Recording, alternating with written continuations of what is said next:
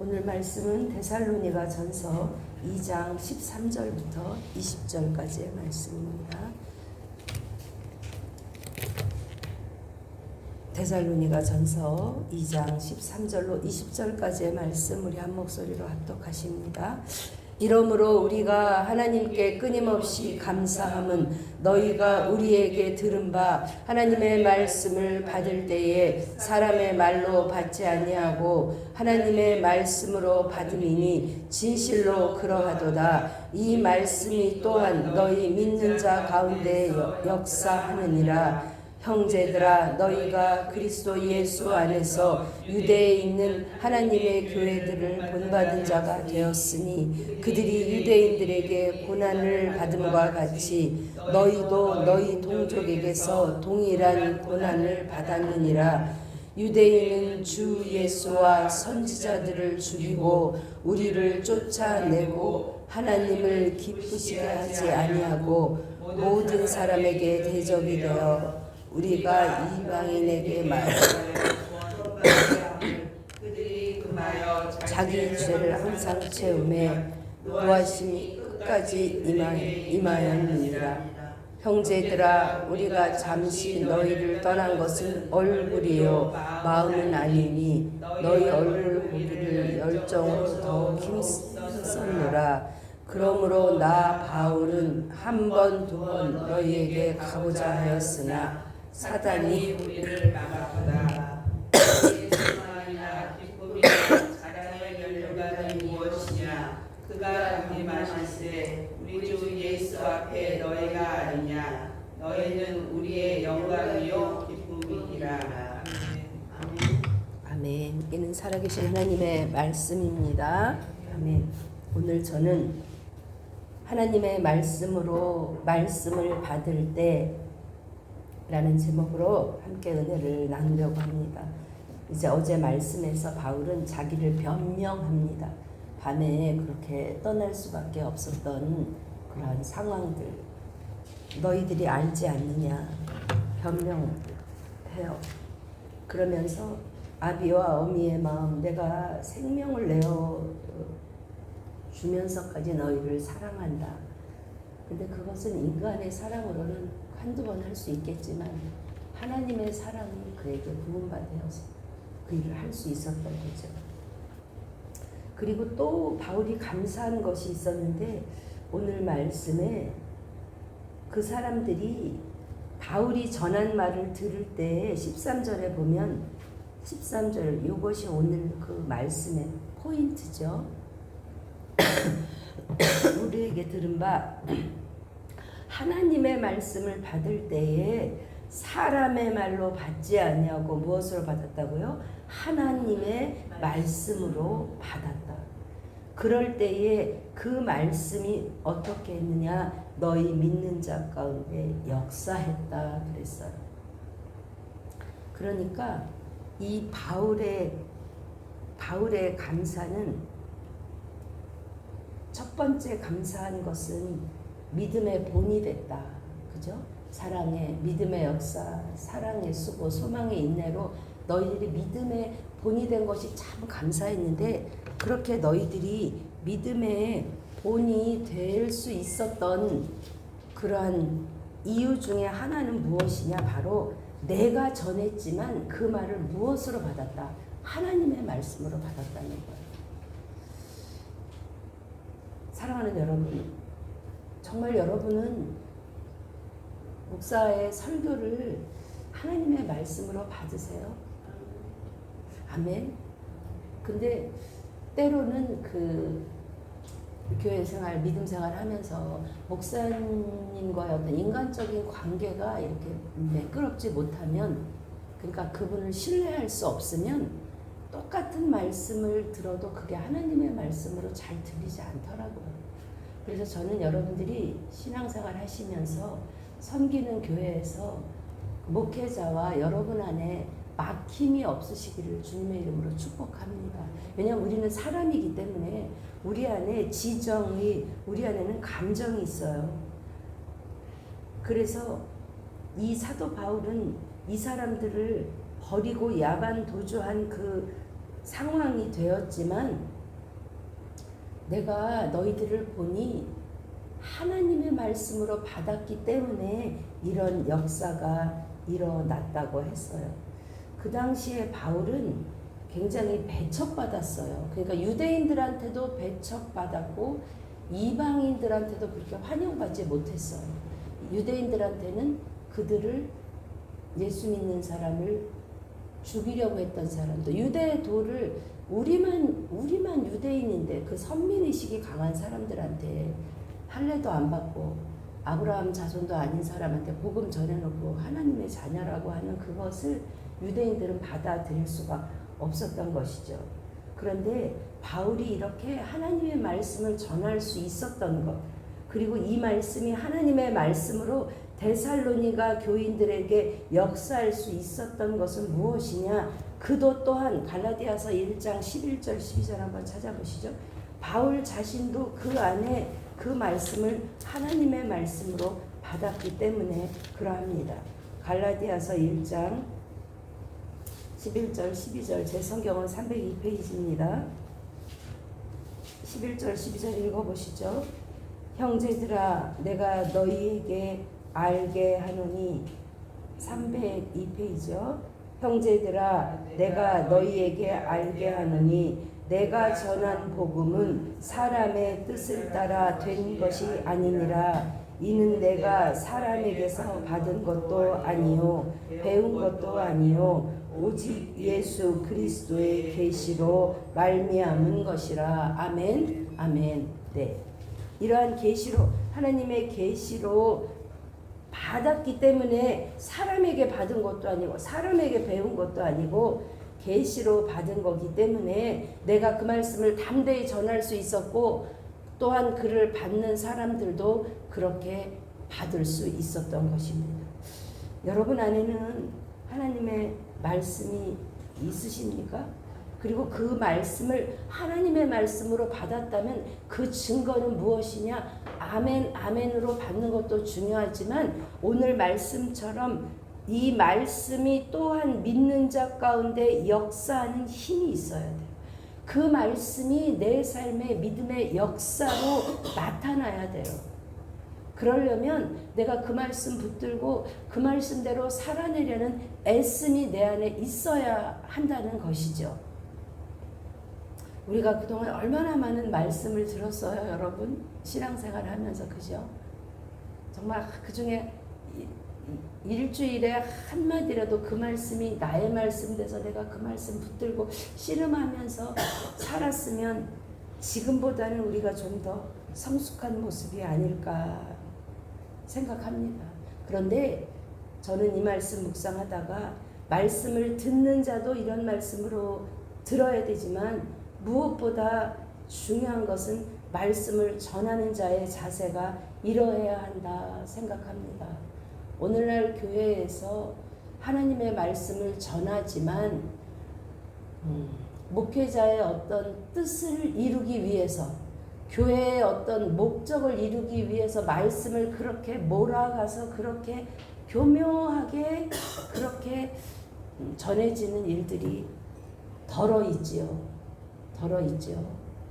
그런 걸 보면서 그러나 그 부분의 책망은 목회자가 받을 것이요 우리가 그것을 분별하려면 내 안에 뭐가 있어야 되죠? 여러분 안에 말씀이 있어야 돼요. 베레아 교인들은 바울이 말씀 전할 때 무조건 다 아멘 하지 않았어요. 말씀이 그러한가 상고해 봤다 그랬어요. 그 당시에는 구약밖에 없었으니까 구약의 말씀이 지금 저 사람이 전하는 말씀이 말씀에 비춰서 맞는 거야 하고 상고해 봤다 그랬어요. 그러려면 그들 안에 말씀이 있어야 되잖아요. 여러분도 말씀을 상고해 보면 그 말씀이 정말 하나님의 말씀이라면 때로는 나를 찌르는 말씀, 나를 아프게 하는 말씀이라도 하나님의 말씀으로 받아 여러분의 삶 안에 말씀이 역사하시기를 주님의 이름으로 축복합니다. 아멘. 근데 생각해 보세요, 여러분. 말씀 받은 후에 오늘날 교회에서는 말씀으로 아멘하고 교회에 충성하고 목회자한테 잘하면 복 받는다 이런 말씀들이 많이 전해지고 있어요. 그런데 사실일까요?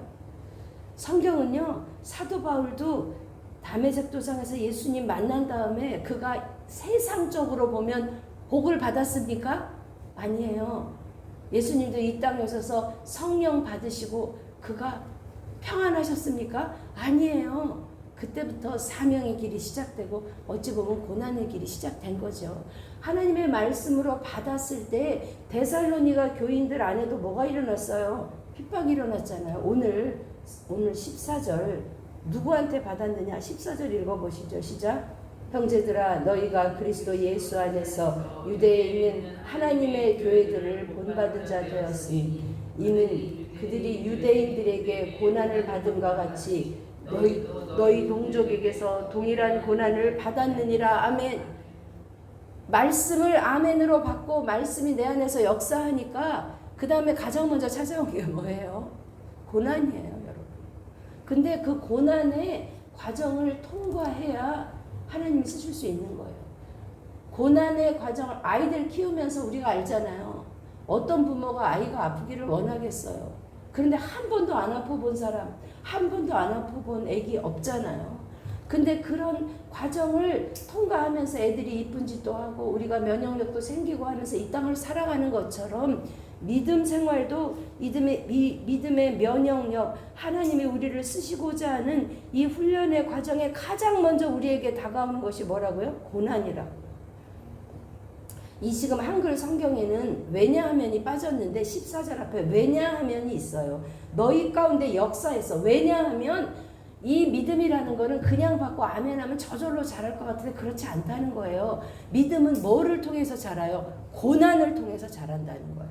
너희 믿음이 자란데 왜냐하면 for you. 왜냐하면 그 고난을 받았는데 너희가 보니까 그 고난 가운데 믿음을 버리지 않고 끝까지 믿음을 지키고 믿음의 본이 되어서 너희 그 믿음의 본이 마게도니아뿐만 아니라 그 지방에 다 여러 사람의 본이 되었더라 라고 사도 바울이 이야기합니다.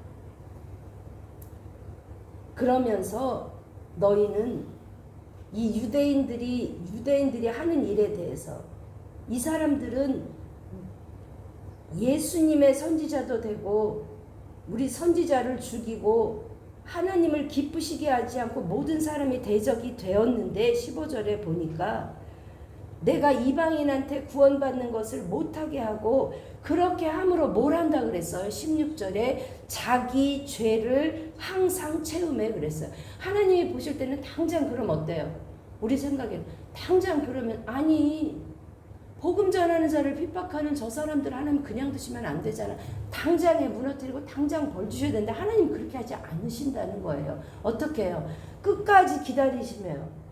그 사람이 지금 계속 죄를 저지르고 있는 그거는 뭐냐면 하나님 자기 죄를 어떻게 하고 있는 거예요? 쌓고 있는 거예요. 그러면 그럴 때 기도하는 데살로니가인의 기도, 바울의 기도가 헛되냐? 그렇지 않는다는 거예요. 그 사람들은 지금 자기 죄의 항아리에 그냥 그 죄를 채우고 있어. 당장 보기에는 아무 일도 안 일어나. 그런데 어떻게 하신다고요? 노하심이 끝까지 그들에게 임하였느니라. 죄 지었다고 곧바로 하나님이 심판하시진 않지만 하나님이 죄 없는 것처럼 그들에게 아무 일도 없는 것처럼 하나님이 그들을 묵과하고 간과하지 않는다는 거예요. 하나님이 다 카운트하고 계신다는 것이죠. 그래서 그게 언제 임하느냐? 로마서 1장 18절에 로마서는 우리가 성경학자는 이렇게 표현했어요. 성경이 반지라면 로마서는 그 반지의 보석이다. 다이아몬드. 그만큼 복음 중에 복음이죠. 로마서 1장 18절 한번 읽어보시죠. 하나님의 진노가 불의로 진리를 막는 사람들의 모든 경건하지 아니함과 불의에 대하여 하늘로부터 나타났나니 그랬어요. 그래서 이게 쭉 내려가면서 하나님의 이제 심판이 그게 끝까지 쌓여졌을 때 하나님의 심판이 임한다는 거죠. 사랑하는 여러분, 때때로 악인의 형통함을 부러워하십니까? 저도 가끔 하나님이 왜 푸틴을 저렇게 두실까? 퀘스천 할 때가 있어요. 그렇죠? 그런데 우리는 하나님의 뜻을 다 모르는 거예요. 그러나 반드시 기억할 것은 그는 지금 그 삶에 자기의 악을 쌓아놓고 있음이라. 아멘. 여러분의 삶에 무엇을 쌓으시겠어요? 악을 쌓아도 선을 쌓아도 당장의 눈앞에 드러나는 것은 없는 듯 합니다. 그러나 하나님의 때에 하나님이 그것을 다 카운트하시고 우리의 눈물을 눈물병에 담아서 계수하신다고 했잖아요. 사랑하는 여러분, 하나님의 말씀으로 우리가 그 말씀을 받을 때 우리에게 고난이 오는데, 첫째는 여기는 지금 교회에서 오는 거고요. 또 하나는 가정에서도 그러합니다. 가정에서 믿음으로 함께 살던 그 부부 안에도 여러분 믿음의 그 시기심이 있어요. 네. 그렇기 때문에 사실 가장 모범적인 가정은 남편이 믿음의 가장으로 서는 거예요. 그랬을 때 아내가 머리 숙이고 들어갈 수 있는 건데, 그렇지 못한 가정에서는 그 갈등이 더욱 심한 것이죠. 그러나 그런 고난과 어려움이 올 때 기억하십시오. 하나님이 카운트하고 계신다. 하나님이 세고 계신다. 그리고 그것이 내가 잘못돼서가 아니라 내가 말씀으로 받은 후에 어떻게 해요? 내가 싸워가야 되잖아요. 누구로? 그리스도의 용사로, 하나님 나라의 용사로 싸워가기 때문에 그러합니다.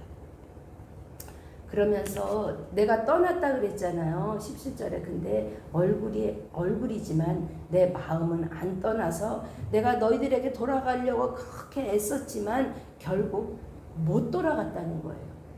그것을 사도 바울은 무엇이라고 표현하느냐? 사탄이 우리를 막았도다 했어요. 이 이야기는 무엇이냐? 우리가 하나님의 명령, 하나님의 지상 대명령은 뭐죠? 마태복음 28장 19절 20절에 모든 민족을 제자 삼아서 분부한 모든 것을 가르쳐 지키게 하라. 그래서 성도를 가르치고 양육하는 것은 모든 목회자의 사명이에요. 우리 모두의 사명이에요. 근데 여러분 아시지만 그 사명 감당할 때 반드시 누가 막죠? 반드시 사단이 그 길을 막아요. 근데 중요한 건 뭐냐? 이렇게 생각하시면 돼요. 사단이 막는 건 어떻다? 당연하다. 오히려 막지 않는 거는 니네가 별 능력이 없나 봐. 그죠? 예수님도 성령에 이끌려 시험 받으셨어요. 그런데 여기서 중요한 건 막는 거는 당연해. 근데 그때 나의 태도죠.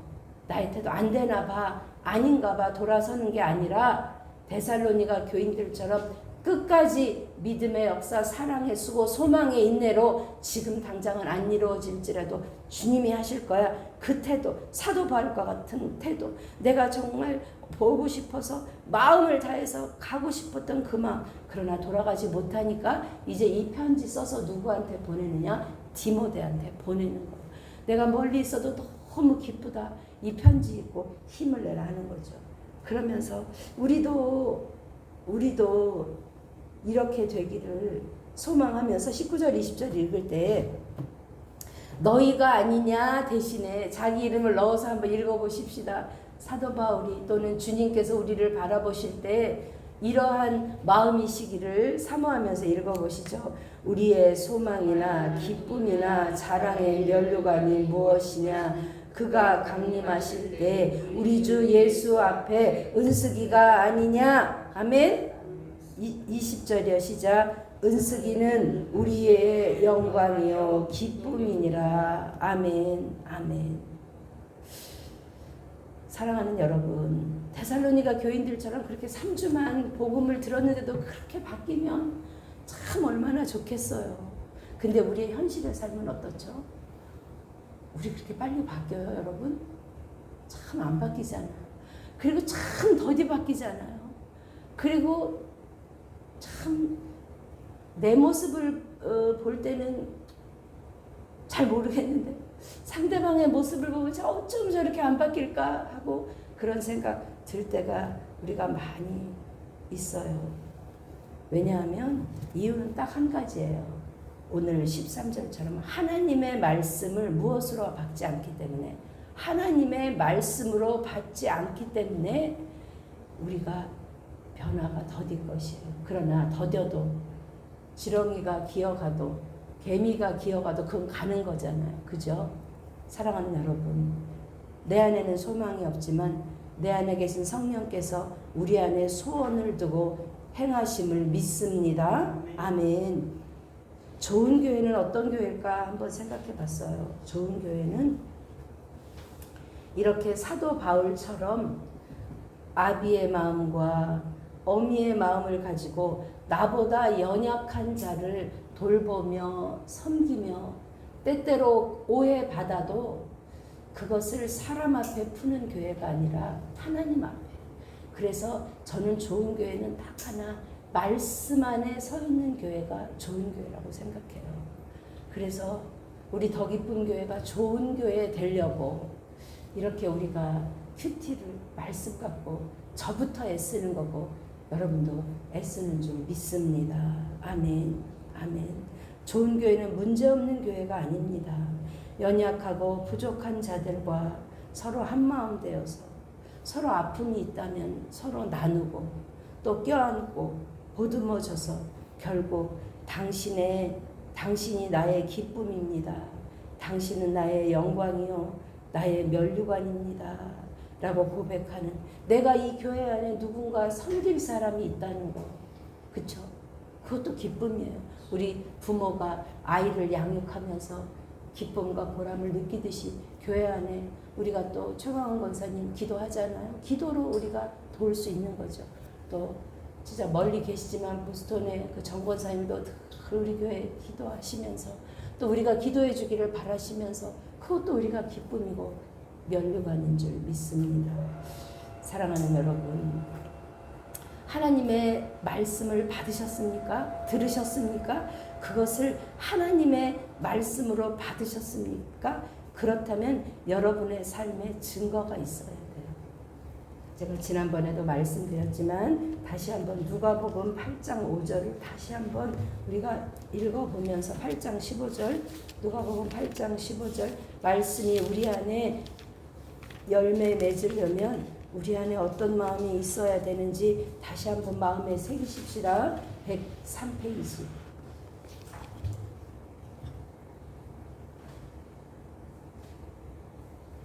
믿음은 들음으로 시작하지만 들음으로 끝나서는 절대 열매 맺을 수 없습니다. 좋은 땅 103페이지. 오늘 이 말씀을 마음에 새기십시다. 시작. 8장 15절. 좋은 땅에 있다는 것은 착하고 좋은 마음으로 말씀을 듣고 지키어 인내로 결실하는 자니라 했어요. 여러분 안에 착하고 좋은 마음, 부드러운 마음이죠. 내 안에 저절로 착하고 좋은 마음 생기지 않아요. 그냥 두면 내 마음은 단단히 굳어져요. 그래서 우리가 기도로, 말씀으로, 또 섬김으로 내 마음을 갈아엎어서 부드러운 마음이 되어야 해요. 착하고 좋은 마음으로 가장 먼저 뭐죠? 말씀을 듣고, 오늘도 말씀을 들었어요. 그 다음 두 번째 뭐예요? 지켜야 되는 거예요. 그 지킨다는 게 뭐죠? 삶 속에 살아낸다는 거예요. 지켜서 세 번째, 인내로 결실을 맺어야 합니다. 사랑하는 여러분, 오늘도 말씀 들으셨으니 그것을 지키셔서 오늘 작은 열매라도 끝까지 인내해서 결실하는 저와 여러분 되시기를 주님의 이름으로 축복합니다. 아멘.